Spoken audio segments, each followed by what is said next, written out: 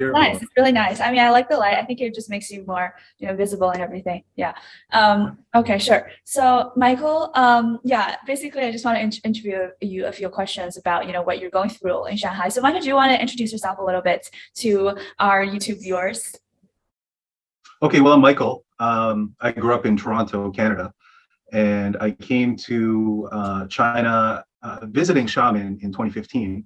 And I liked it so much that I decided to move to Xiamen in 2016. I opened a company, hired myself, did a lot of different consulting work, business consulting mostly.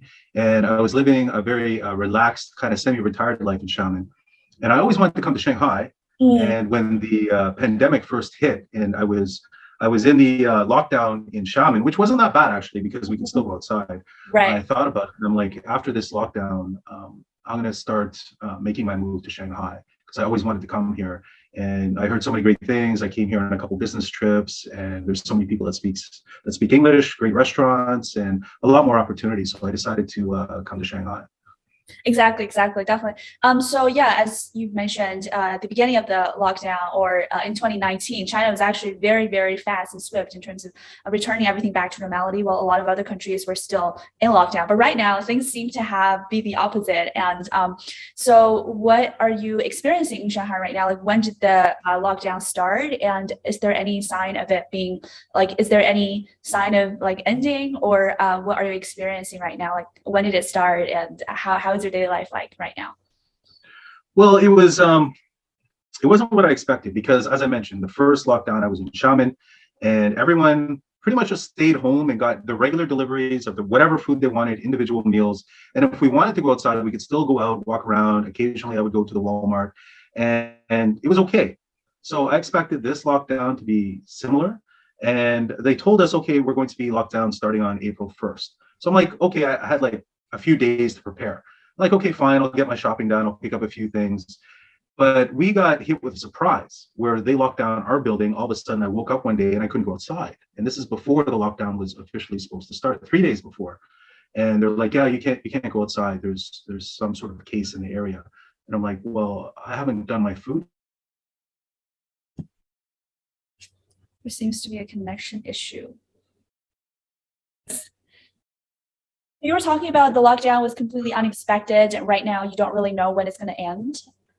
Yeah. So as I said before, the lockdown was officially supposed to start on April 1st. I got a surprise in my building, where 3 days before the lockdown was supposed to begin, my building got locked down. And I heard this happen to quite a few people in Shanghai where they were expecting it to be on April 1st.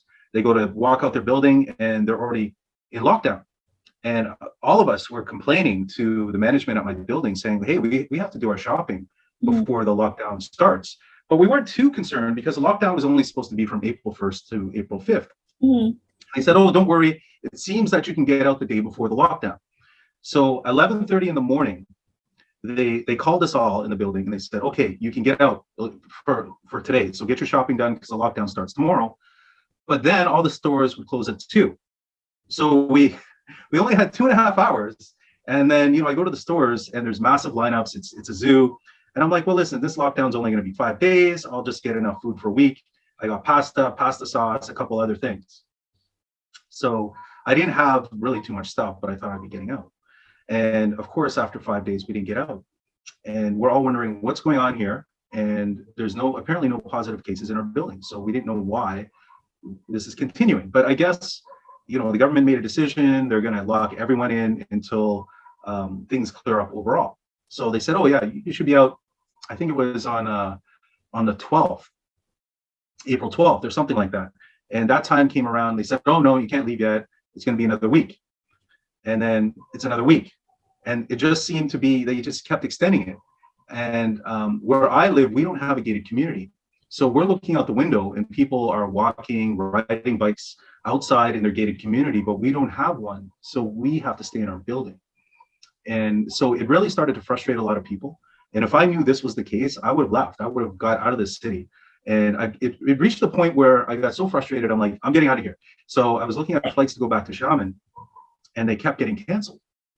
And so I was calling my friends in Xiamen, wondering what's going on. They're like, yeah, even if you could get to Xiamen, you're quarantined 2 weeks anyways. So I'm thinking, well, are they really going to end this soon or not? Should I tough it out? And then I was thinking maybe I should go back to Canada, just start an early summer vacation. But then, coming Yeah. back into China could be a problem, Right, exactly. right? If Yeah, that's exactly the point. Since we're looking at many of the COVID policies in other countries, in Canada, especially in the US or in South Korea, in Singapore, many countries are easing their COVID policies. So especially when different countries are getting different kinds of variants of the COVID and they have different kinds of vaccinations, but it seems that China has really been sticking to the zero COVID policy. So but Canada seems to be really, allowing more public gatherings and offline restaurants and everything are reopening up. So I wonder, if but for us, people who have chosen to come back to China or to live in China for a while, there could be some complications as for, because we might previously have, a job here, or I don't know how you think about that, or how you think about the situation, or Yes. yeah. Well, there's a couple of things that concern me. One is the stories that were coming out of this lockdown and the videos that I was seeing that people were sharing of, people banging pots and pans, people yelling, people getting dragged out of their apartments and they're turning them into quarantine zones. And then the people that are getting testing positive and they're being dragged out to these isolation camps, which are worse than prison. Okay, so where did we leave off? We were talking about how people were put in these isolation camps that were having Yes. harsh conditions. I think in China they call it the makeshift hospitals, right? And so, really, what are you seeing on the ground? Like, how are people holding? People are taking videos. They're documenting their experiences, and this is worse than prison. Far worse than prison. They're herded like cattle from one place to the next, sometimes going between 3 different isolation camps. They have almost no food and water. There's one toilet. They can't shower. They don't know what's going on. No one answers their questions. And these people either aren't, even though they're testing positive, they're not sick at all, or maybe they have a slight cold, and it's just horrible conditions. If these people are sick, if they're testing positive, they're sick, they should be cared for. They should be put into places where they can get better, not pick up some other disease or get worse. Or maybe if different people have COVID and they're in contact with each other, what kind of mutations are going to be happening? Is one strain of COVID going to be, mutating in somebody else's body that already has COVID?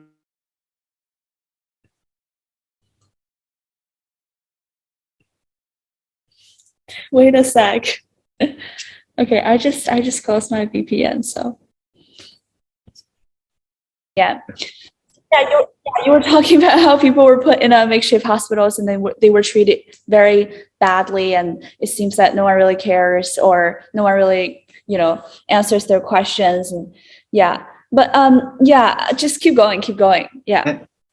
And the interesting thing about this, it just doesn't make logical sense to anyone.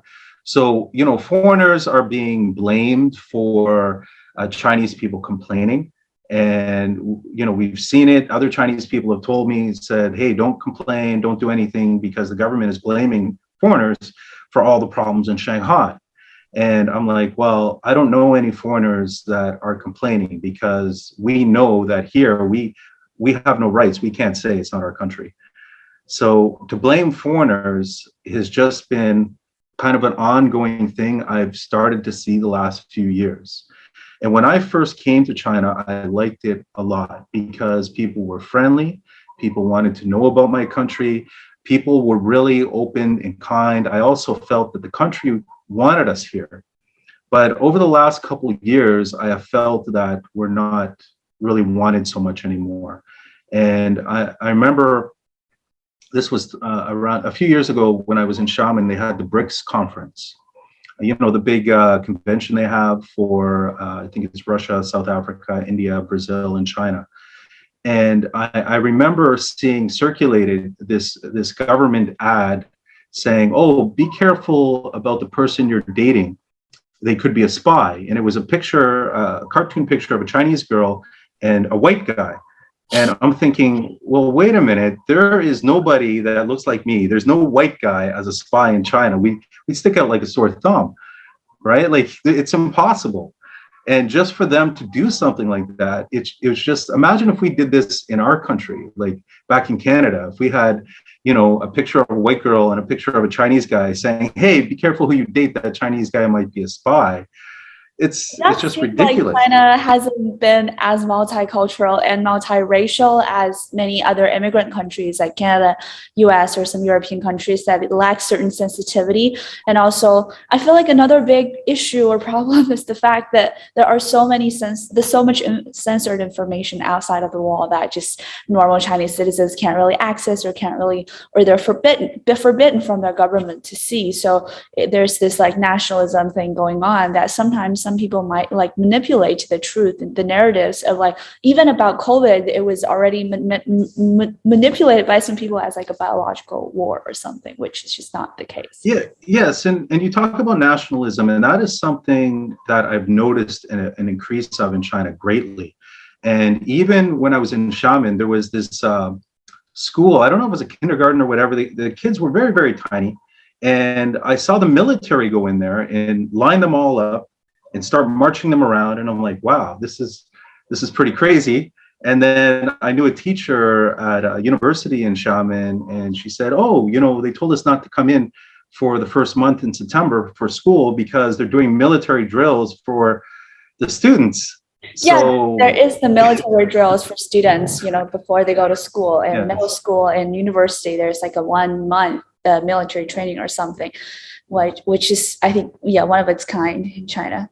But anyway, yeah. And you hear about all the tension with Taiwan, and I see the translation of the Chinese leader and what he's saying. And when this leader first came in, I didn't see much change in China's attitude. Like the previous three leaders of China seemed to be really welcoming to the West and wanting Western investment, wanting Western people here and being friendly. But I think the current leader has really been changing the attitudes. It seems like he's going to a more Mao style governance. And it's really worrying. It seems more and more authoritarian, and more restrictions on the internet, more and more restrictions on books, and blaming foreigners for everything. And it really worries us here who have come here because we like this country and want to stay in this country, now thinking, maybe we got to go. And most of the foreigners I've been speaking to are thinking, this could be my last year, or I'm going to be leaving soon. And I think it's really unfortunate for China to be isolating itself this way. Exactly. I feel like globalization has really been, growing so rapid in the recent years, and especially many immigrant countries are actually changing and reforming their policies to attract more and more overseas talents. But China has been tightening up its policies or really making it difficult for you to, do businesses or speak freely in the country. But yes, it's even going to be more struggling for people like us who have like family ties or relatives who are Chinese or who have lived in China, but we also have lived in other countries. It's like sometimes even more difficult for us to decide like how to deal with the current situation. Michael, I think we can get back to the COVID issue, and then we can talk more like maybe how it's affected. First, we can talk about maybe how it's affected your daily life, mental health, social interactions, and then we can talk about how it's impacted your business in China, or your job, career, and the last part we can talk about your plan ahead. Do you want to? Sure. Yeah. Do you mind sharing something about like how you're going through your daily life right now, and how has it affected you in every way? Okay. So for me, I'm more of a introverted personality, so I don't mind staying home so much. And so it was easy. The first lockdown was easy when it started. I'm like, okay, watch some movies, watch some TV shows, talk to some friends. And I had a couple events that I needed to do in Western China, 2 events, which I do for Forbes. I do them occasionally. And so I was constantly in touch with them. And they were worried as the event dates started to approach that I wouldn't get out. So they had to push back the event, and I don't even know, they may have canceled it because of further outbreaks in the country. And then there was another project I was supposed to do here in Shanghai. And of course, it got completely put on hold until things clear up, because obviously we can't do public events in Shanghai at all. So for income, I don't have any income for this. So I think the most frustrating thing for me is there's no timeline, because they kept saying, oh, you'll be out a week later, you'll be out a week later. So it's impossible to plan.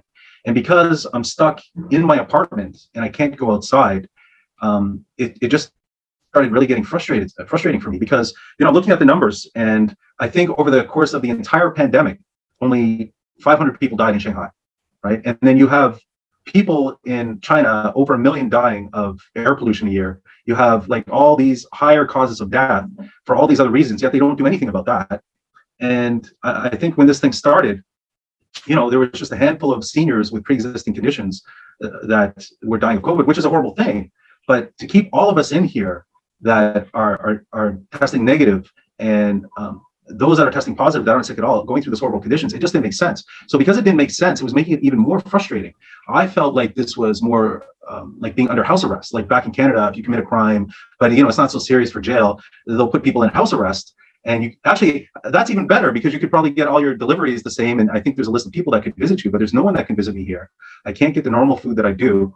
I like to eat. And also, I'm the type of person who likes to go to the gym often to work out. I know. So I I'm remember. usually at the gym. Yeah, I was really surprised when you say you're an introvert because I remember you were looking for jobs as a gym coach and you were very like athletic and fit. So you're definitely enjoying outdoor. Okay. Yes. I was interested in maybe being a personal trainer at the gym because I really like the gym, but it's not something that I have experienced in. Actually, I was a federal officer. I got involved in politics. I've done a lot of public speaking, and even for Forbes, I do presentations and public speaking.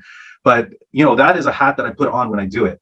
And at this stage of my life, I'm thinking, well, what do I really enjoy doing? What makes me happy? And going to the gym makes me happy. So this is why I started thinking of a career change where I could do something that I like, that maybe I'm not going to make quite as much money at, but it's something I enjoy. So I do a lot of weight training, and I can't do that.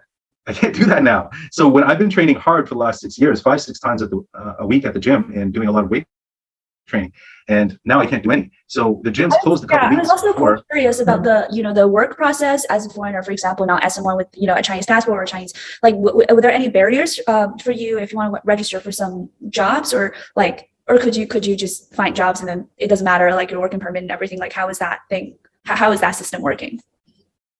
Well, I used to work for the government, so I understand how government works, and I read things and try to understand them before jumping into them. And I realized for me, having the most flexibility was opening my own consulting company, and hiring myself. Now, my company has a certain scope of work that I can do, and if I want to work for another company instead of a company-to-company contract, I would have to transfer my work permit over to them. As long as I had the experience in that field, they could hire me. So, that is, of course, the legal way of doing things. There's many people that work in China, not the legal route, and especially before COVID, many people were here on visitor visas and they were still working, of course, completely illegal and under the table. But I'm more cautious with that. So if I can do a company-to-company contract, I'll do it that way as long as it's within my scope. And if it's something that's not within my scope and I have the experience, then I can apply to have my work permit transferred or actually canceled and then redo another one with that company. So those are the options. But it's actually quite tedious to get all this work permit stuff done. But it's definitely possible. Okay, got it. So, so you mentioned your job has been really disrupted by the COVID policies. That's getting more and more, unexpected about what's like difficult to expect or foresee what's going on. So, what's going to be your plan ahead? Are you going to, think of moving out of the country, or are you still going to monitor the situation before making any decisions? Well, this is something I've been thinking about a lot recently. And when I lived in Xiamen, of course, it's far cheaper to live in Xiamen than Shanghai.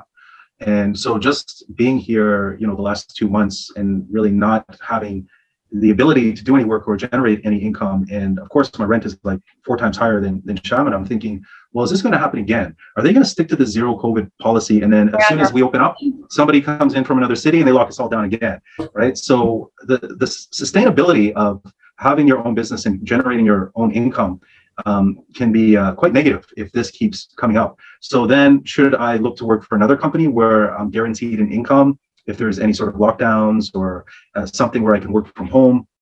Or do I consider going back to Canada? Do I consider going to another country? I've already been here for a while already. So all these things I'm thinking about. I'm also looking at Canada where there's a labor shortage. And I think for short term, I'm going to see how this lockdown ends. Keep a very close eye on the government here to see if they're going to make it even more uncomfortable for foreigners, and if I should plan to leave And I'm the type of person who doesn't want to make a last minute decision. So if I'm going somewhere else, if I'm going to go back to Canada or another country or another city, I want to have a proper plan in place. Like even before coming to Shanghai, I planned it for like 6 months in advance. Right. So I'm like, okay, this is when I leave. This is the area I want to live in. This is my plan. So I don't want to, make a rash move. I want to be prepared. Exactly, exactly. Especially when there's a lot of uncertainty sometimes with the job market, with where we're going to be able to land a proper job, or would we be able to utilize our skills and maintain a certain life standards if we move to another country. But right now, I'm just going to share some information about the COVID vaccines. It seems that there's this vaccine nationalism going on in China, that they haven't really been approving some Western developed vaccines like Pfizer and Moderna, which are more effective in combating the latest variants of Omicron, like the Omicron and other kinds of variants, but it seems that the Sinopharm and Sinovac aren't as effective according to some Western data. So do you feel concerned about that, or if there are new kinds of variants sort of invading in China? How are you going to, have you looked into that kind of source or data? Because I feel like that could impact government decision making as well. Well, yes, I have been following the news and I'm aware of that. It doesn't concern me. I'm healthy, and I actually caught COVID. I was in Wuhan in December of 2019. And I flew back to Xiamen mid-December, and I got sick. I had the flu. It lasted a little bit longer than normal, and I found out actually only last year that was actually COVID, because I had the antibodies from the 2019 version. But I think this regular sort of old school vaccine that China is using now will still help you survive it, right? It won't help you not get it as well as the Moderna or the Pfizer one, from what I'm hearing, but they all have the same level of protection as far as living, if you get it, right? So yes, the nationalism has been a concern, because they are rejecting a lot of things or having certain beliefs here, and they're pushing the nationalism, and they're only hurting themselves. They're only hurting themselves on this. They're hurting themselves short-term and long-term, because it's not the way the rest of the world is going. The rest of the world is trying to open up and accept other ideas and other cultures and be inclusive. And China now is going the opposite way, which is really concerning. And as far as the vaccine goes and anything else, they're hurting themselves. And I really hope that the leadership and their vision or their outlook is going to change to the way it used to be. Awesome. Well, I'm glad to hear that, and I definitely, my wish goes with yours and goes with yours, like the same. And just trying to look at ways where I could legitimately reflect my opinions in one way or another. But I guess there's some many programs that the government would ask you, or to submit some of your opinions to public platforms. But I'm also looking at other alternative options in other countries. So yeah, this time it really it was really shocking to me how this is happening. So there's a lot of videos censored on social media, but I think a lot of citizens are aware of the situation and they want the change. I find it very interesting when I speak to foreigners, or if I speak to Chinese who have lived or studied abroad, we can have a conversation about this. But when I speak with some locals here who have never lived abroad or studied abroad or even visited a foreign country, they get extremely defensive when I start talking about these things. And immediately they try to pull the race card or tell me, oh, you're racist or you're anti-Chinese. And I'm like, no, I'm actually part Chinese myself. My great-grandfather was Chinese, right? And he was from Guangdong province. So I'm definitely... Yeah, definitely. Like, it's actually one of the reasons why I wanted to come to China. It's just a discussion about, but you can't even, with some people here, because of the nationalism and because the government is so pounding in this, their ideas, that you can't even bring up other ideas. You can't even have a nice discussion about things without them attacking you. So I've become cautious on who I talk to about these topics. Got it. I think we can probably, you can probably open up your camera for like a minute, and then we can wrap up the conversation. I feel like we've basically covered everything. Yeah, I hope you're holding up well and doing well. And I mean, you clearly are of the fortunate group who still have some exit routes, if you want to. So yeah, let's see how things go, and plan some things ahead. Yeah, let's see how things go, and we just have to see, and hopefully they get better. That's all. It's just hoping. If it doesn't, then I probably got to go. Probably most foreigners are thinking this way. They're like, we'll see how it goes, but we've got 1 foot in, 1 foot out. And where before I was thinking, oh, maybe I could live here long term. Maybe I could settle down here. But I know it's not the case. I'll never be accepted as an equal. Can you open up? I'll never have this thing. Yeah, can you open the camera? Because it feels, it's like it's. Oh, yeah, when did it close? Yeah, that close. It's fine. I was thinking the same. I didn't even notice. It's fine. I was thinking the same. I was thinking about, especially I previously worked at the Canadian Chamber, and also my colleagues, they are some of the Chinese who have lived and worked in Europe and in US for many years, and they came back because of the fast economic development. And they were telling me they wanted to come back to see how the economy is going, all these new emerging industries, which are also what I'm really interested and passionate about, like these emerging technologies, startups, entrepreneurship spirit, and that they wanted to come back and catch up with the trend. But right now, it seems that there is this really overarching government narrative that seems to be able to crash down everything else, like entrepreneurship, private sector, all sectors seems to be like under this sort of massive, I don't know, dominance and control. So that's gonna, I hope that will bring you some perspectives from like Canadians living in China, and also how we are thinking about Chinese policies at this point, and as prompts for all of our viewers to think for themselves about how they're going to think, how they're going to navigate maybe their own lives and plans in China in the future. Yeah. Do you have anything you want to add, Michael? Well, I would say anyone who is looking to do business in China, the business culture, if you're not aware of it, is very, very different.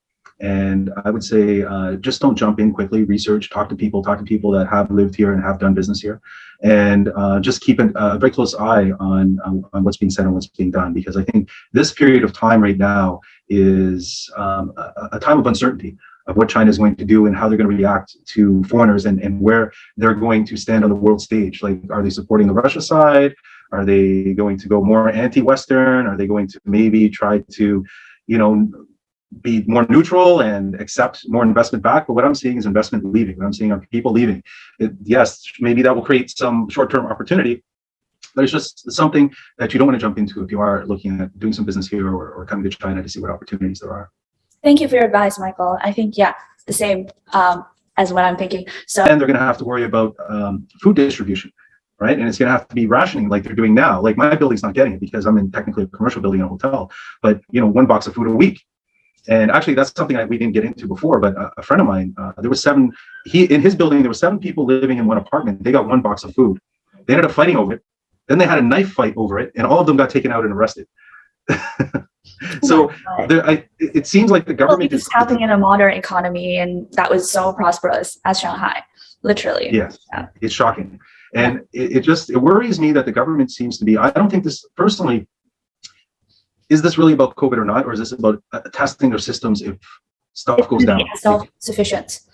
Yes. If stuff goes down and there's war, can they sustain? Can they get food distribution? Can they do all of these? Can they quiet down the public? Can they really put them under their whatever control? As after so many years of opening up, is it possible for the government to reestablish the former rules before the opening up?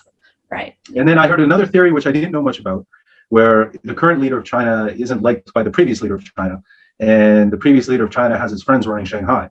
So it could be the current leader of China trying to put them in their place, saying, hey, this is my country, and I'm going to shut you guys down.